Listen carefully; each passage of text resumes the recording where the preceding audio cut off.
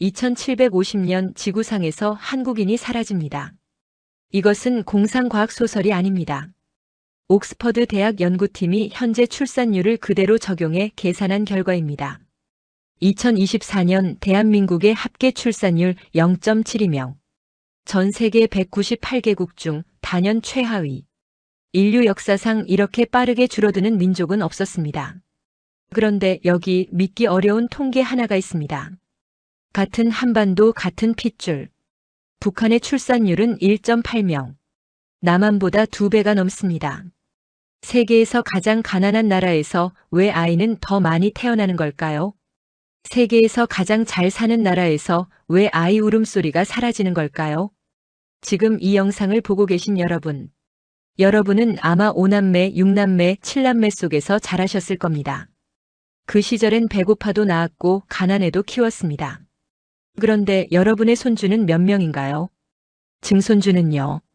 이 수수께끼 같은 숫자 뒤에는 우리가 잃어버린 무언가가 숨어 있습니다.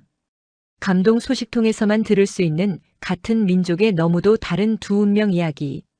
지금 시작합니다. 이야기 시작하기 전에 구독과 좋아요 눌러주시면 더 좋은 영상 제작에 큰 힘이 됩니다. 항상 시청해주셔서 감사합니다. 안녕하세요. 저는 독일 막스플랑크 인구연구소에서 30년간 동아시아 인구 변화를 연구해 온 한스 베버입니다. 저는 1990년대 초 통일 직후의 동독과 서독 출산율을 비교하는 연구로 학계에 이름을 알렸습니다. 그리고 2000년대 들어 저의 연구 대상은 자연스럽게 한반도로 옮겨갔습니다. 같은 언어, 같은 역사, 같은 유전자를 가진 두 나라. 그런데 한쪽은 세계 최저 출산율로 소멸 위기에 놓여 있고 다른 한쪽은 여전히 아이들이 태어나고 있습니다. 독일의 분단과 통일을 연구했던 제 눈에 한반도의 이 현상은 단순한 통계가 아니었습니다. 이것은 인류 역사상 가장 극적인 인구학적 실험이었습니다. 뉴욕타임스는 이렇게 썼습니다. 한국은 인류가 경험해보지 못한 영역에 들어섰다고. 어떤 선진국도 이렇게 빠르게 사라진 적이 없기에 앞으로 무슨 일이 벌어질지 아무도 모른다고. 저는 오늘 여러분과 함께 이 수수께끼를 풀어보려 합니다. 왜 북한은 아이를 더 낳는가? 왜 남한은 아이를 낳지 않는가? 그리고 그 답 속에 우리가 잃어버린 것은 무엇인가? 30년간의 연구가 알려준 진실을 지금부터 말씀드리겠습니다. 저는 1961년 베를린 장벽이 세워지던 해에 서독 프랑크푸르트에서 태어났습니다. 어린 시절 저의 외삼촌은 동독에 살고 있었습니다. 같은 독일어를 쓰고 같은 피가 흐르는 가족이었지만 우리는 만날 수 없었습니다. 장벽 하나가 한 민족을 두 개의 세계로 갈라놓은 것입니다. 1989년 베를린 장벽이 무너졌습니다. 저는 그해 28살 인구학 박사과정을 시작한 젊은 연구자였습니다. 통일의 감격 속에서 저는 한 가지 의문을 품게 되었습니다. 40년간 다른 체제에서 살았던 동독과 서독 사람들은 과연 얼마나 달라졌을까? 저는 가장 근본적인 지표를 선택했습니다. 바로 출산율이었습니다. 아이를 낳는다는 것은 단순한 생물학적 행위가 아닙니다. 그것은 미래에 대한 희망의 표현이고 사회에 대한 신뢰의 증거이며 삶의 조건에 대한 가장 솔직한 답변입니다. 연구 결과는 충격적이었습니다. 통일 직후 동독의 출산율은 곤두박질 쳤습니다. 서독 체제로 편입되면서 동독 여성들은 갑자기 아이 낳기를 멈춘 것입니다. 1990년 동독의 합계 출산율은 0.98명까지 떨어졌습니다. 이것은 당시 세계 최저 수준이었습니다. 저는 동독 여성들을 직접 인터뷰했습니다. 그들은 하나같이 비슷한 이야기를 했습니다. 갑자기 모든 것이 불확실해졌다고, 내일 무슨 일이 일어날지 모르는데 어떻게 아이를 낳느냐고. 사회주의 체제에서는 국가가 모든 것을 보장해 주었습니다. 출산휴가, 보육시설, 일자리. 하지만 자본주의 체제로 바뀌자 그 모든 것이 개인의 책임이 되었습니다. 저는 이 연구로 학계의 주목을 받았습니다. 그리고 자연스럽게 지구상에서 가장 극적으로 분단된 또 하나의 민족에게 눈을 돌리게 되었습니다. 바로 한반도였습니다. 2005년 저는 처음으로 서울을 방문했습니다. 인천공항에 내리는 순간 저는 압도당했습니다. 번쩍이는 고층 빌딩, 막힘없이 흐르는 교통, 세련된 옷차림의 사람들. 이것이 불과 60년 전 전쟁의 폐허였다는 사실이 믿기지 않았습니다. 한국의 발전상은 경이로웠습니다. 하지만 인구학자인 저의 눈에는 다른 것이 보였습니다. 거리에 아이들이 없었습니다. 유모차를 끄는 부모를 찾아보기 어려웠습니다. 놀이터는 텅 비어 있었습니다. 저는 한국의 인구 통계를 조사하기 시작했습니다. 그리고 놀라운 사실을 발견했습니다. 대한민국의 출산율은 이미 세계 최하위권으로 떨어지고 있었습니다. 1970년대만 해도 4명이 넘던 출산율이 2005년에는 1.08명까지 떨어져 있었습니다. 이것은 동독 통일 직후보다도 낮은 수치였습니다. 더 충격적인 것은 북한의 통계였습니다. 국제기구의 추정에 따르면 북한의 출산율은 2.0명 안팎을 유지하고 있었습니다. 경제적으로는 비교할 수 없을 정도로 가난한 나라에서 오히려 아이가 더 많이 태어나고 있었던 것입니다. 저는 한국의 한 인구학 교수에게 이 현상에 대해 물었습니다. 그분은 씁쓸하게 웃으며 이렇게 대답했습니다. 배보 교수님, 우리는 너무 잘 살게 되어서 아이를 못 낳는 겁니다. 처음에는 이해가 되지 않았습니다. 잘 살면 아이를 더 많이 낳아야 하는 것 아닌가. 하지만 한국 사회를 깊이 들여다볼수록 그 말의 의미를 알게 되었습니다.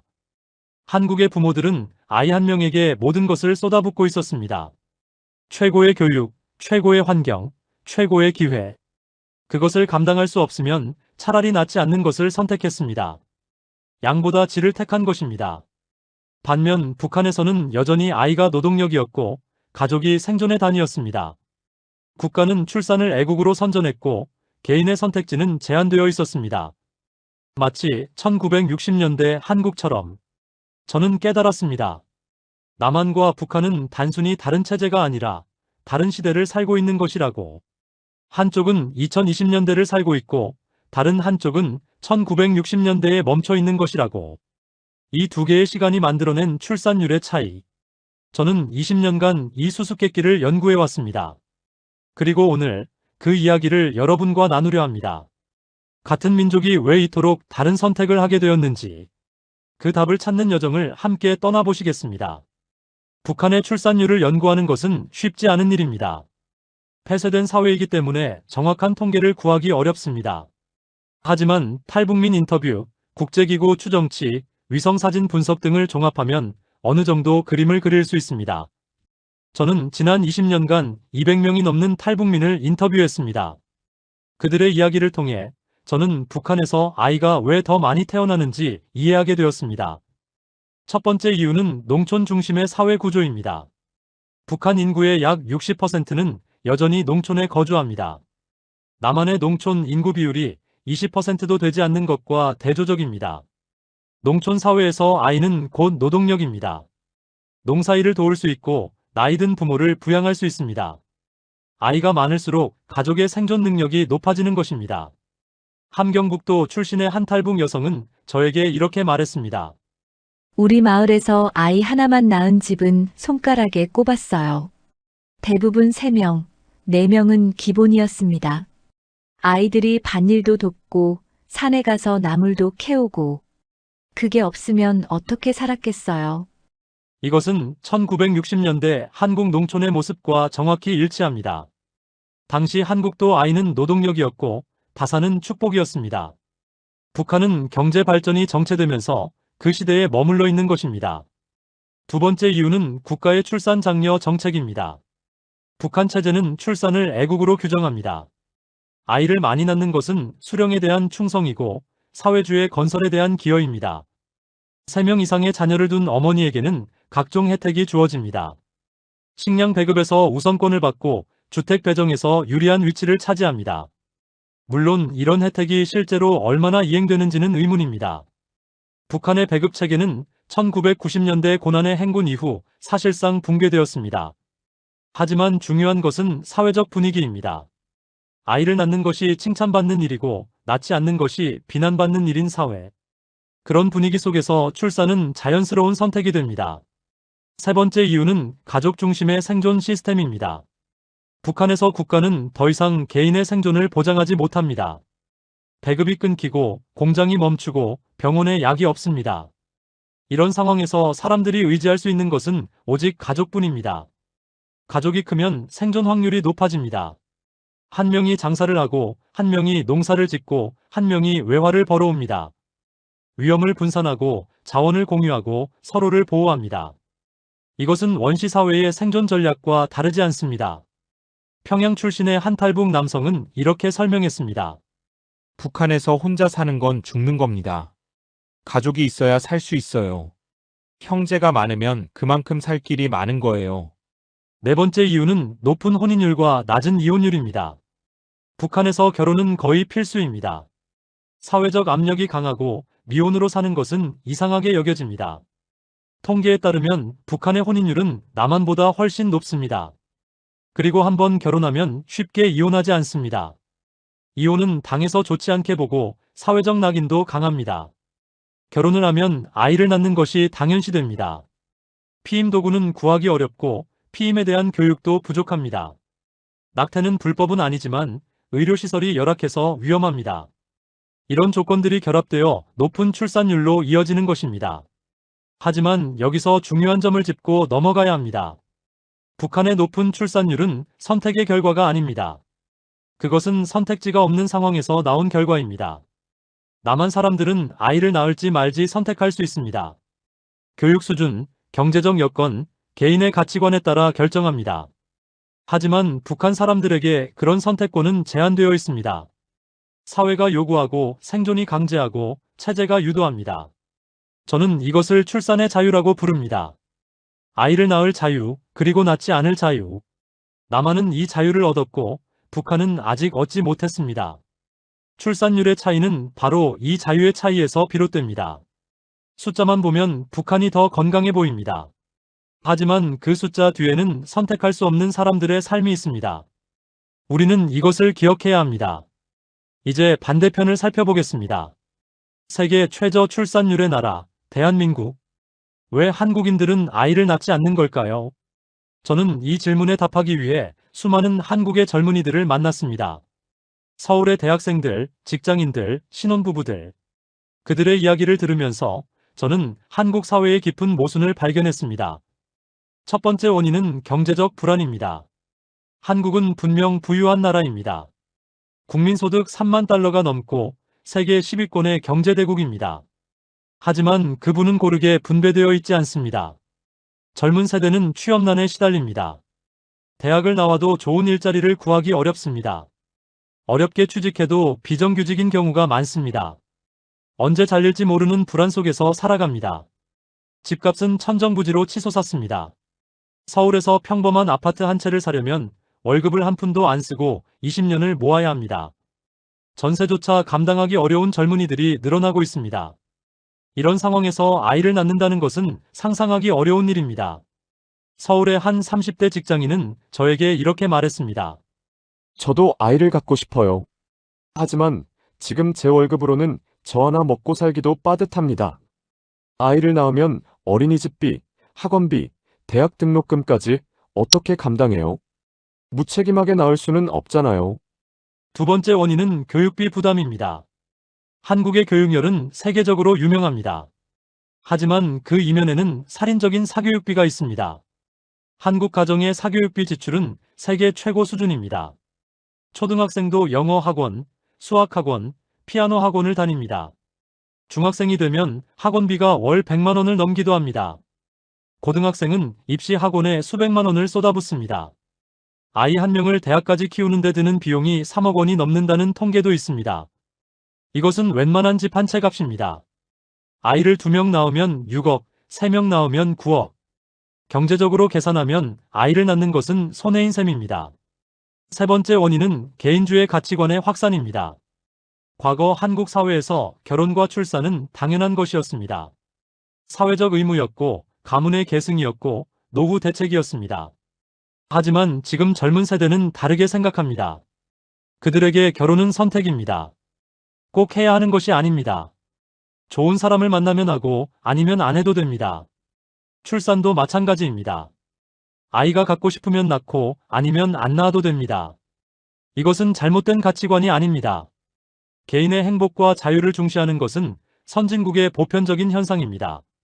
하지만 그것이 극단적으로 나타날 때 출산율은 바닥을 치게 됩니다. 네 번째 원인은 혼인 자체의 붕괴입니다. 한국에서 아이는 거의 대부분 결혼한 부부 사이에서 태어납니다. 혼외 출산 비율은 2% 남짓으로 선진국 중 가장 낮습니다. 프랑스는 60%, 스웨덴은 55%가 혼외 출산입니다. 이것은 결혼하지 않으면 아이를 낳지 않는다는 뜻입니다. 그런데 결혼율이 급락하고 있습니다. 2023년 한국의 혼인 건수는 역대 최저를 기록했습니다. 결혼 정년기 인구 중 미혼 비율은 계속 높아지고 있습니다. 부산의 한 40대 미혼 여성은 저에게 이렇게 설명했습니다. 결혼하면 제 커리어는 끝이에요. 육아는 여자 몫이고 집안일도 여자 몫이에요. 남자들은 바뀌지 않았어요. 그런 결혼 왜 해요? 이것은 한국 사회의 젠더 불평등 문제와 연결됩니다. 여성들의 교육 수준과 경제력은 높아졌지만 가정 내 역할 분담은 여전히 전통적입니다. 이 모순이 여성들을 결혼과 출산에서 멀어지게 만들고 있습니다. 저는 한국의 저출산 현상을 단순히 경제 문제로 볼 수 없다고 생각합니다. 이것은 사회 구조의 문제이고 가치관의 변화이고 젠더 관계의 문제입니다. 모든 것이 복잡하게 얽혀 있습니다. 한국 정부는 수십 년간 저출산 대책에 수백조 원을 쏟아부었습니다. 하지만 출산율은 계속 떨어지고 있습니다. 돈만으로는 해결되지 않는 문제이기 때문입니다. 사람들이 아이를 낳고 싶게 만드는 사회, 아이를 낳아도 불이익을 받지 않는 사회, 아이를 키우는 것이 즐거운 사회, 그런 사회를 만드는 것이 진정한 해답일 것입니다. 여기서 잠시 시간을 거슬러 올라가 보겠습니다. 지금의 한국을 이해하려면 과거의 한국을 먼저 알아야 합니다. 1960년대 대한민국 합계 출산율은 6.0명이었습니다. 여성 1명이 평균 6명의 아이를 낳았다는 뜻입니다. 지금 북한보다 3배가 넘는 수치입니다. 그 시절 한국의 모습은 지금과 완전히 달랐습니다. 전쟁의 상처가 채 아물지 않은 가난한 농업 국가. 국민소득 100달러도 되지 않던 세계 최빈국 중 하나. 하지만 아이들만은 넘쳐났습니다. 저는 한국을 연구하면서 그 시대를 직접 경험한 분들을 많이 만났습니다. 지금 60대, 70대, 80대가 된 분들. 그분들의 이야기 속에서 저는 완전히 다른 한국을 발견했습니다. 경상북도 출신의 한 70대 어르신은 저에게 이렇게 말씀하셨습니다. 우리 집은 7남매였어요. 위로 형이 3, 누나가 2, 나, 그리고 막내 동생. 방 2칸짜리 집에서 다 같이 살았지. 밥상에 둘러앉으면 젓가락 놓을 자리도 없었어. 그 시절에는 아이가 많은 것이 자연스러웠습니다. 피임 도구가 보급되지 않았고 피임에 대한 인식도 낮았습니다. 결혼하면 아이를 낳는 것이 당연했고 한 명만 낳고 멈추는 경우는 드물었습니다. 아이는 하늘이 주는 것이라 여겼습니다. 농촌에서 아이는 노동력이었습니다. 새벽부터 밤까지 논밭에서 일해야 했는데 손이 많을수록 유리했습니다. 아이들은 어릴 때부터 소를 끌고 나락을 나르고 동생을 돌봤습니다. 초등학교도 제대로 못 다니고 일을 하는 아이들이 수두룩했습니다. 그리고 아이는 노후 대책이었습니다. 연금도 없고 복지도 없던 시절. 나이 들어 기댈 곳은 오직 자식뿐이었습니다. 아들을 낳아야 대를 잇고 딸을 낳으면 시집보내 경사를 나눴습니다. 많이 낳을수록 안전하다고 생각했습니다. 하지만 1960년대 중반부터 상황이 바뀌기 시작했습니다. 정부가 강력한 산하 제한 정책을 추진한 것입니다. 당시 한국 정부는 인구 증가를 경제 발전의 걸림돌로 보았습니다. 먹여 살릴 사람은 많은데 먹을 것은 없었습니다. 아이가 태어나는 속도를 늦추지 않으면 나라가 가난에서 벗어날 수 없다고 판단했습니다. 유명한 표어들이 등장했습니다. 덮어놓고 낳다 보면 거짓골을 못 면한다. 아들, 딸 구별 말고 둘만 낳아 잘 기르자. 하나씩만 낳아도 삼천리는 초만원. 라디오에서, 텔레비전에서, 마을회관에서 산하 제한 캠페인이 울려 퍼졌습니다. 보건소에서는 무료로 피임 시술을 해주었습니다. 3명 이상 낳으면 세금을 더 내야 했고 둘만 낳으면 혜택을 받았습니다. 전라남도의 한 80대 할머니는 그 시절을 이렇게 기억하셨습니다. 셋째 가졌을 때 면사무소에서 사람이 왔어. 낙태 수술 무료로 해준다고.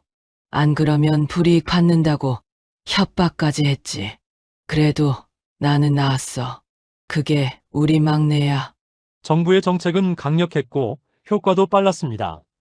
1960년 6.0명이던 출산율은 1970년에 4.5명, 1980년에 2.8명, 1990년에 1.6명으로 급락했습니다.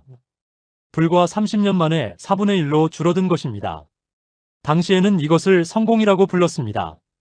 인구 폭발을 막았고 경제 발전의 토대를 닦았다고.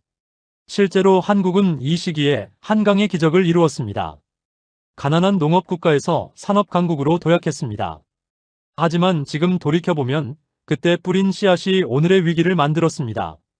아이를 적게 낳는 것이 미덕이 되었고 그 미덕이 습관이 되었고 습관이 문화가 되었습니다. 한 세대가 바뀌는 동안 한국인들은 아이를 낳지 않는 법을 배웠습니다. 그리고 이제 그 관성을 멈출 수가 없습니다.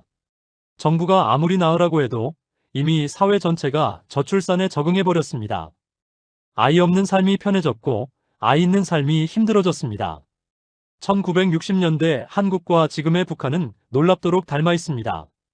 가난하지만 아이가 많은 농업사회, 국가가 출산을 장려하는 체제, 가족의 의존에 생존하는 구조. 어쩌면 북한은 60년 전 한국의 거울인지도 모릅니다. 그리고 지금의 한국은 북한의 미래일 수도 있습니다. 언젠가 북한도 발전하고 변화한다면 같은 길을 걸을 가능성이 높습니다. 역사는 반복됩니다. 그리고 인구의 역사는 되돌리기가 가장 어렵습니다. 저는 한국을 방문할 때마다 흥미로운 현상을 목격합니다. 서울의 지하철을 타면 젊은이들보다 노인들이 더 많이 보입니다. 공원에 가면 아이들보다 어르신들이 더 많이 걷고 계십니다. 이것은 단순히 고령화 때문만이 아닙니다. 지금 한국의 60대, 70대, 80대, 이분들은 한국 역사상 가장 많은 형제자매를 가진 세대입니다. 5남매, 6남매, 7남매가 흔했던 시절에 태어난 분들. 그분들이 바로 오늘의 시니어 세대입니다. 저는 이 세대를 다산세대라고 부릅니다. 직접 많이 태어났고 많은 형제자매와 함께 자랐습니다. 밥 한 그릇 나눠 먹고 옷 한 벌 물려 입으며 컸습니다. 가난했지만 외롭지 않았습니다. 그런데 이 다산세대가 낳은 자녀는 몇 명일까요? 평균 2명 남짓입니다. 그들의 부모보다 절반도 안 되는 숫자입니다. 그리고 그 자녀들, 지금의 30대, 40대는 몇 명을 낳고 있을까요? 1명, 아니면 0명입니다. 아예 낳지 않는 경우도 점점 늘고 있습니다. 세 세대 만에 출산율이 6분의 1로 줄어든 것입니다. 이것은 인류 역사상 유례가 없는 급격한 변화입니다.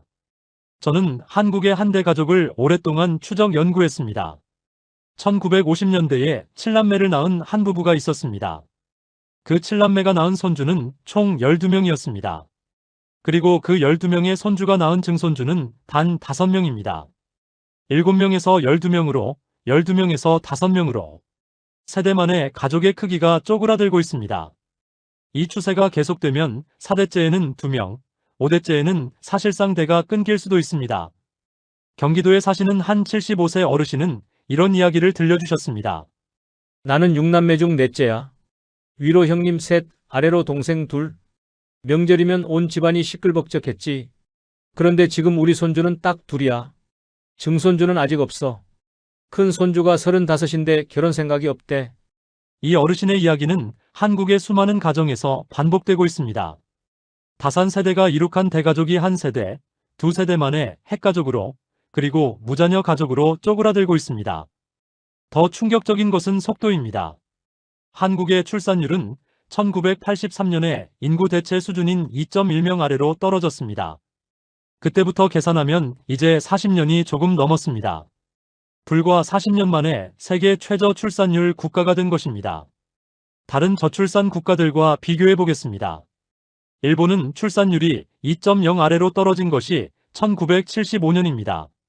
50년이 지난 지금도 일본의 출산율은 1.2명 수준입니다. 독일은 1970년대부터 저출산이 시작되었지만 최근에는 1.5명 수준으로 회복했습니다. 하지만 한국은 다릅니다. 떨어지기 시작하면 끝까지 떨어집니다. 1.5명, 1.0명, 0.8명을 거쳐 지금은 0.72명. 바닥이 어딘지 알 수가 없습니다. 저는 이 현상을 인구학적 자유낙하라고 부릅니다.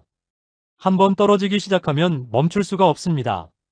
아이를 낳지 않는 것이 사회적 표준이 되어버렸기 때문입니다. 주변에 아이 없는 친구가 많으면 나도 안 낳아도 된다고 생각합니다. 아이 없이도 행복하게 사는 사람들을 보면 굳이 낳을 필요를 못 느낍니다. 이것이 사회적 전염입니다. 저출산이 저출산을 부르는 악순환입니다.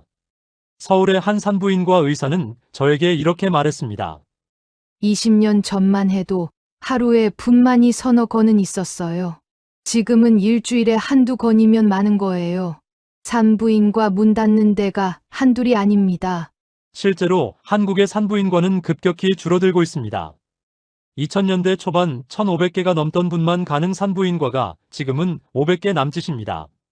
농촌 지역에서는 아이를 낳으려면 몇 시간을 운전해서 도시로 가야 합니다. 이것은 악순환을 더욱 심화시킵니다. 산부인과가 없으니 출산이 불편하고 출산이 줄어드니 산부인과가 더 줄어듭니다. 인프라가 붕괴하면 출산율은 더욱 떨어질 수밖에 없습니다. 그 많던 아이들은 어디로 갔을까요? 그들은 사라진 것이 아닙니다. 그들은 지금 60대, 70대, 80대가 되어 여전히 살아 있습니다. 하지만 그들의 뒤를 이을 세대가 점점 얇아지고 있습니다. 다산 세대는 한국의 마지막 대가족 세대입니다. 그분들이 돌아가시면 한국에서 대가족의 기억은 영원히 사라질 것입니다. 형제자매가 5, 6인 것이 어떤 느낌인지 아는 사람이 없어질 것입니다. 이것은 단순히 숫자의 문제가 아닙니다. 문화의 상실이고 기억의 단절입니다.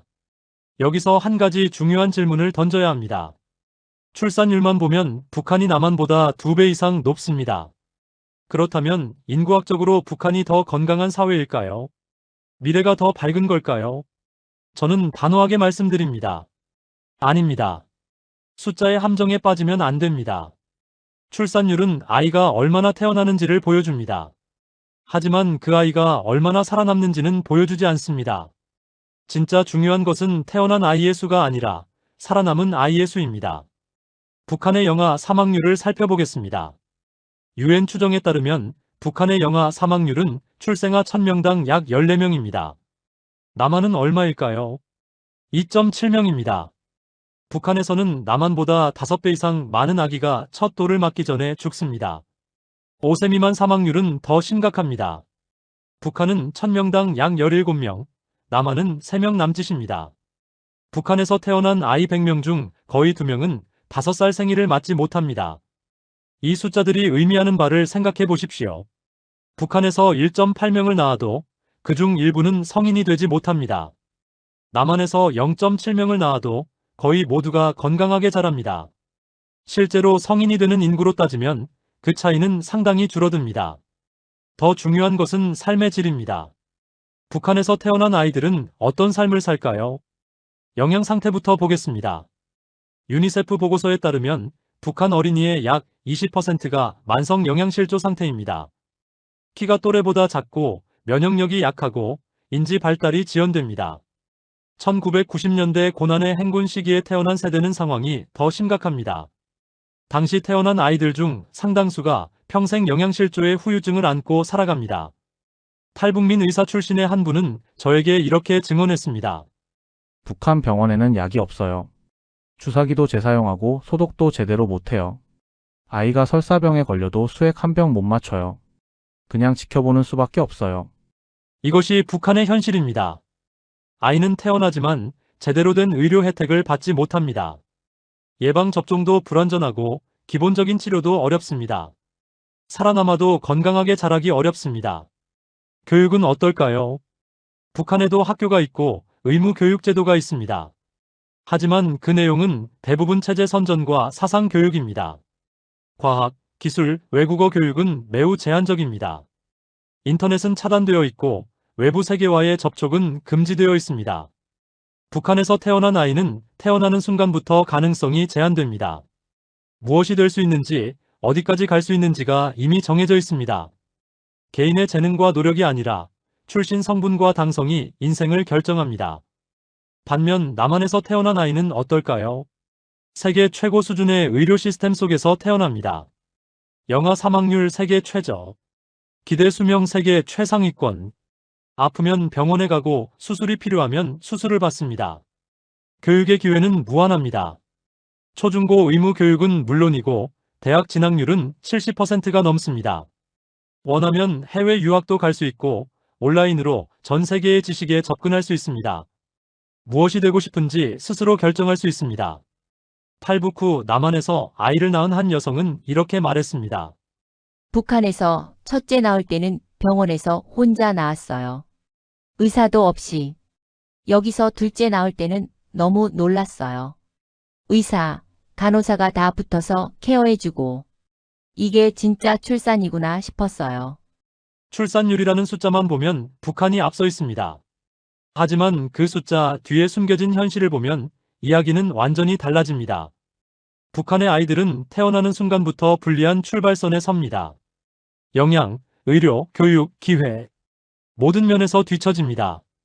그리고 그 격차는 평생 좁혀지지 않습니다. 숫자의 함정에 빠지면 안 됩니다.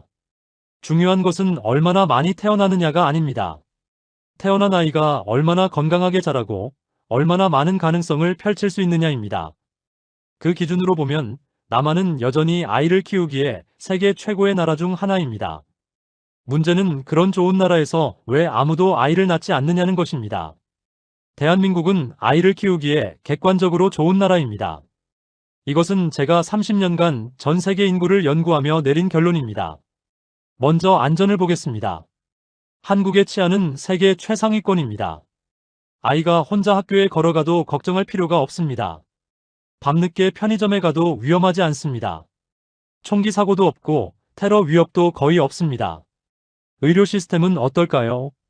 한국의 건강보험 제도는 전 국민을 커버합니다. 아이가 아프면 동네 소아과에 가면 됩니다. 큰 병이 생겨도 대학병원에서 최고 수준의 치료를 받을 수 있습니다. 의료비 걱정에 치료를 포기하는 일은 드뭅니다. 교육 인프라도 훌륭합니다. 초중고 무상교육이 시행되고 있습니다. 학교 급식도 무료인 곳이 많습니다. 도서관, 체육관, 문화센터가 곳곳에 있습니다. 사교육을 빼면 기본적인 교육 환경은 세계 어디에 내놓아도 손색 없습니다. 디지털 환경은 말할 것도 없습니다. 한국은 세계 최고의 인터넷 인프라를 갖추고 있습니다. 아이들은 어디서든 온라인으로 학습하고 정보를 얻고 세계와 소통할 수 있습니다. 코로나 팬데믹 때 한국의 온라인 교육 전환이 얼마나 빨랐는지 전 세계가 놀랐습니다. 물질적 풍요도 갖추어져 있습니다. 한국은 더 이상 가난한 나라가 아닙니다. 대부분의 가정에 냉장고, 세탁기, 에어컨이 있습니다. 아이에게 입힐 옷, 먹일 음식, 재울 침대가 부족하지 않습니다. 1960년대처럼 배고파서 학교에 못 가는 아이는 없습니다. 스웨덴의 한 인구학자는 한국을 방문한 뒤 저에게 이렇게 말했습니다. 한국은 출산율만 빼면 완벽한 나라야. 안전하고 깨끗하고 편리하고 아이 키우기에 이보다 좋은 환경이 어디 있어. 근데 왜 안 낳는 거지? 이것이 바로 한국의 역설입니다. 조건은 좋은데 결과는 최악입니다. 세계에서 가장 아이 키우기 좋은 나라에서 세계에서 가장 아이를 안 낳습니다. 왜 그럴까요? 저는 이것을 기대치의 역설이라고 부릅니다. 가난한 사회에서는 기대치가 낮습니다. 아이가 건강하게 자라고 밥 굶지 않고 기본 교육만 받으면 성공입니다. 그 정도는 어떻게든 해줄 수 있다고 생각합니다. 그래서 아이를 낳습니다. 하지만 풍요로운 사회에서는 기대치가 높아집니다. 아이에게 최고의 교육을 시켜야 합니다. 좋은 학군에서 살아야 합니다. 영어, 수학, 예체능까지 다 가르쳐야 합니다. 대학은 당연히 좋은 곳에 보내야 합니다. 이 모든 것을 감당할 자신이 없으면 차라리 낫지 않습니다. 완벽하게 해줄 수 없으면 시작조차 않는 것입니다. 한국의 부모들은 세계에서 가장 높은 기준을 스스로에게 부과합니다. 그리고 그 기준을 충족시키지 못할 바에야 아이를 갖지 않기로 결정합니다. 인천의 한 30대 부부는 저에게 이런 이야기를 들려주었습니다. 저희도 아이 갖고 싶어요. 근데 제대로 못 키울 것 같아서 못 낳겠어요. 학원비, 대학 등록금, 결혼 자금까지 생각하면 막막해요. 차라리 안 낳는 게 아이한테도 좋은 것 같아요. 이것이 한국 젊은 세대의 생각입니다. 무책임하게 낳느니 차라리 안 낳겠다. 완벽하게 해줄 수 없으면 시작하지 않겠다. 어찌 보면 책임감 있는 선택입니다. 하지만 그 선택이 모이면 국가 전체가 소멸 위기에 처합니다. 여기서 우리는 중요한 질문을 던져야 합니다. 아이를 키우는 것이 정말 그렇게 완벽해야 할까요? 최고의 교육, 최고의 환경을 제공하지 못하면 낳으면 안 되는 걸까요? 1960년대 한국의 부모들은 그렇게 생각하지 않았습니다. 배고파도 낳았고 가난해도 키웠습니다. 모든 것을 해줄 수 없어도 사랑만큼은 충분히 줄 수 있다고 믿었습니다. 그리고 그렇게 키운 아이들이 한강의 기적을 만들었습니다. 물론 그 시대로 돌아가자는 것이 아닙니다. 하지만 완벽주의의 함정에서 벗어날 필요는 있습니다. 아이를 키우는 것은 완벽한 조건이 갖춰진 뒤에 시작하는 프로젝트가 아닙니다. 그것은 불완전한 상황에서 함께 성장해가는 여정입니다. 한국은 아이를 키우기에 충분히 좋은 나라입니다. 문제는 한국인들이 그것을 믿지 않는다는 것입니다. 저는 30년간 전 세계의 인구 변화를 연구해 왔습니다. 동독과 서독의 통일 후 인구 변동을 분석했고, 일본의 초고령화를 추적했고, 중국의 한자녀 정책 폐지 이후를 관찰했습니다. 하지만 한반도만큼 극적인 사례는 본 적이 없습니다. 같은 언어를 쓰고, 같은 역사를 공유하고, 같은 유전자를 가진 한 민족. 70년 전에는 똑같았던 두 사회가 지금은 완전히 다른 인구 구조를 갖게 되었습니다. 한쪽에서는 아이가 태어나고 있고 한쪽에서는 아이가 사라지고 있습니다. 한쪽은 가난 속에서 생명을 이어가고 있고 한쪽은 풍요 속에서 스스로 줄어들고 있습니다. 이것은 정치의 문제가 아닙니다. 이념의 문제도 아닙니다. 이것은 민족의 생존이 걸린 문제입니다. 세계는 한국을 주목하고 있습니다. 하지만 그 시선은 예전과 다릅니다. 20년 전 세계는 한국의 경제 기적에 놀랐습니다. 세계에서 가장 가난했던 나라가 세계 10위 경제 대국이 되었다고 한강의 기적이라고 불렀습니다. 10년 전 세계는 한국의 문화에 놀랐습니다. K-팝이 전 세계를 휩쓸고 한국 드라마가 모든 대륙에서 방영되고 한국 영화가 오스카를 받았습니다. 한류의 기적이라고 불렀습니다. 하지만 지금 세계는 다른 이유로 한국을 주목합니다. 세계 최저 출산율, 인류 역사상 가장 빠른 인구 감소, 스스로 소멸해가는 나라. 뉴욕타임스는 이렇게 썼습니다. 한국은 인류가 경험해보지 못한 인구학적 실험을 진행 중이라고. 어떤 나라도 이렇게 빠르게 줄어든 적이 없기 때문에 앞으로 무슨 일이 벌어질지 아무도 모른다고. 이것은 한국만의 문제가 아닙니다. 전 세계 선진국들이 비슷한 길을 걷고 있습니다. 하지만 한국이 가장 앞서 있습니다.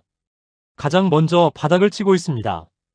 어떤 의미에서 한국은 인류의 미래를 먼저 경험하고 있는 것입니다. 풍요로운 사회에서 왜 인간은 번식을 멈추는가? 그 답을 가장 먼저 찾아야 할 나라가 한국입니다. 저는 한국의 저출산이 단순한 실패라고 생각하지 않습니다. 오히려 이것은 한국이 다시 한번 기적을 만들 기회입니다. 한국인들은 불가능을 가능으로 바꿔온 민족입니다. 폐허에서 경제대국을 일으켰습니다. 독재를 민주주의로 바꿨습니다. 변방의 문화를 세계의 중심으로 끌어올렸습니다. 매번 세계가 불가능하다고 했을 때 한국은 해냈습니다. 이번에도 할 수 있습니다.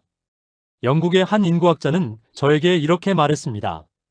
만약 어떤 나라가 저출산을 극복할 수 있다면 그건 한국일 거야. 한국인들은 위기에서 가장 강해지는 민족이니까. 저도 동의합니다. 한국인들은 위기를 기회로 바꾸는 능력이 있습니다. IMF 외환위기 때도 그랬고 코로나 팬데믹 때도 그랬습니다. 등이 벽에 닿으면 오히려 강해지는 민족입니다. 지금 한국은 등이 벽에 닿아 있습니다. 더 이상 물러설 곳이 없습니다. 출산율 0.72명. 이대로 가면 2100년의 한국 인구는 지금의 절반도 안 됩니다. 어떤 추정은 2750년에 한국인이 지구상에서 사라질 것이라고 예측합니다. 물론 그것은 극단적인 시나리오입니다. 그 전에 분명 무언가가 바뀔 것입니다. 하지만 그 변화의 주체는 누구일까요? 정부가 아닙니다. 정책이 아닙니다. 바로 여러분입니다. 이 영상을 보고 계신 한 분 한 분이 그 변화의 시작입니다. 저는 외국인입니다. 한국인이 아닙니다. 하지만 30년간 한국을 연구하면서 저는 이 민족을 깊이 존경하게 되었습니다. 한국이 사라지는 것을 보고 싶지 않습니다. 한국인 여러분, 여러분의 부모님은 어려운 시절에도 여러분을 낳고 키웠습니다. 그분들 덕분에 지금의 여러분이 있고 지금의 대한민국이 있습니다.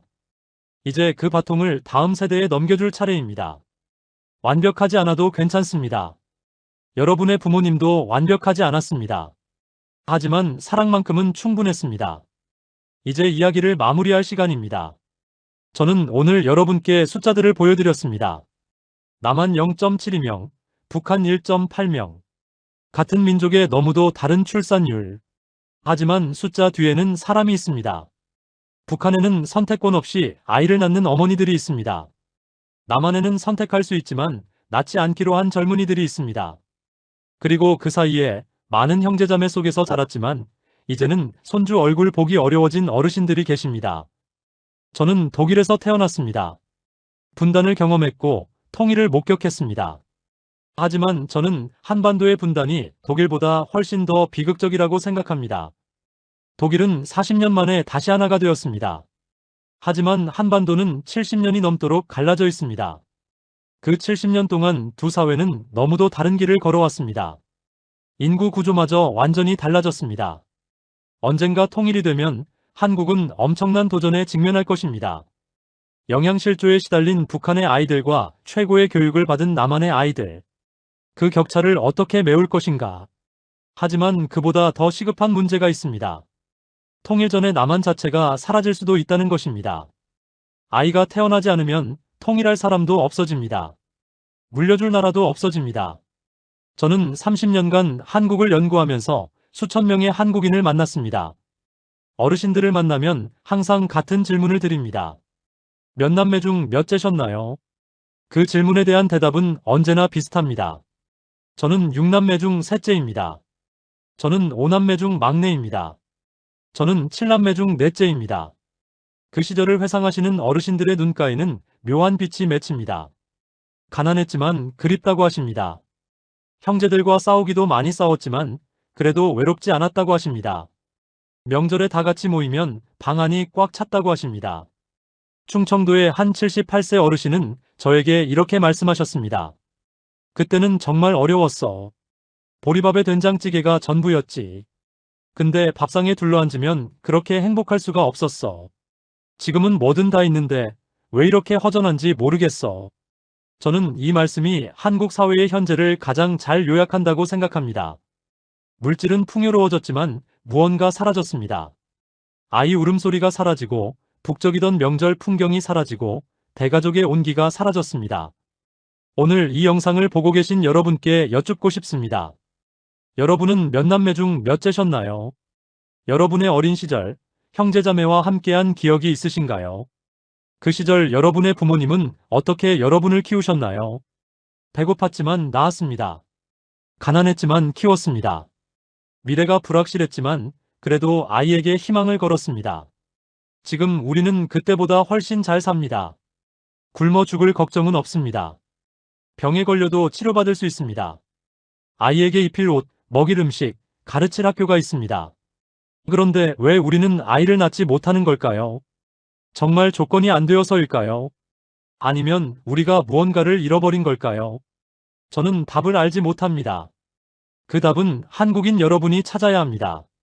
다만 한 가지는 말씀드릴 수 있습니다. 여러분의 부모님이 여러분을 낳지 않았다면 지금의 여러분은 없습니다.